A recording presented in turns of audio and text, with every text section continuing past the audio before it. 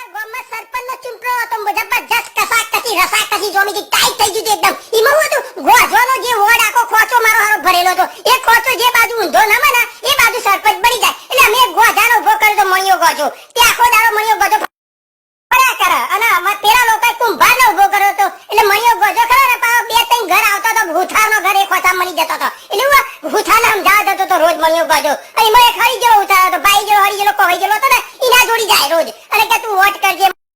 એટલે પેલો ઉઠારું કે ખબર છે મણીલા તમે કેમ આયા છો ચૂંટણીના ટાઈમે મારા જોડી આવો છો ને હવે ખબર પડી એવું બધું મારા બોલ બોલ કર. એટલે ચૂંટણીના ટાઈમે તો પાવર આવી જાય રાજા બની જતો તો મારો દેહ ઉઠાર ઉઠાની તો જબરી ઇજ્જત વધી જાય. મારા જે રાજા બની જતા હતા અઠવાડી જેલા હતા તો લોકો અંકલ કે કેમ છો અંકલ મજામાં તબિયત પાણી એવું બધું પૂછાય. એટલે પેલા સીધે ભૂલમાં આવી જાય મોજ મગાવી જબરજસ્ત. પછી અમે આગળ ઠાકરા અમે ઠાકરા ચડાય કીધું કુણીએ ગોળ ચોટાઈએ અને કીધું તમારો પરપોટી સરપંચ જશે પછી.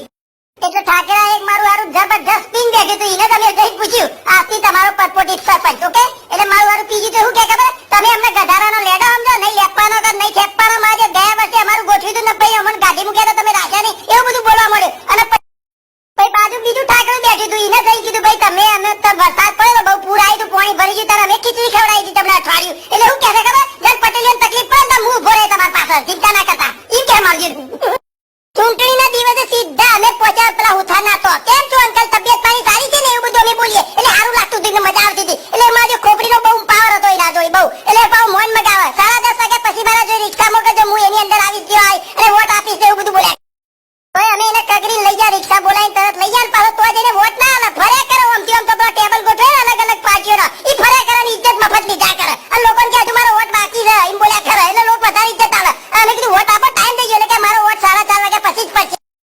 એ મારે એને ખબર પડી જતી જો મારો વોટ અંદર નેચર પડ્યો એની કરી મારી ઇજ્જત ડાઉન થઈ જવાની છે. અને ઈ પડી ગયો વોટ ઈ તો કોઈ અંકલ એના કે ફંકલ એના કે રગડતા ગયા કોઈ રિક્ષામાં બી હારતું હતું એટલી ઇજ્જત થઈ ગઈ હતી. બોલો એના પછી રાતે જેણી મીટિંગો તો એ ખોરા ખોટી આમ બધા બેહી જોઈને વાતો કરી ઓટલા પર બેહીને કે પેલાનું ઘર વોટ આવશે પેલાનું કુટુંબ વોટ આવશે પેલા નહીં આલી પેલા બધા વોટ મળશે તો જીતીશું ને એવું બધું રિઝલ્ટ કાઢવાની કોશિશ કરી. રાતે આખી રાતે એક ધંધો ચાલે. અને અમારે પછી રિઝલ્ટ લેવા અમે તો ઉપડ્યા ઈ કન તો કુંભાર ભાઈ જીતી ગયા ને ગોજા ભાઈ હારી ગયા. ગોજાન બહુ એલર્જી ચાલતી હતી અંદર. અને રાતે બીજો બી મોટો મીટિંગ થયો એની અંદર શું સરપંચ નો હતો મીટિંગ. એટલે પેલા ઇજ્જત વાળા ઉઠાર હતા ને એ પેલા સરપંચ જોઈ બેહીને ચા પીતા હતા.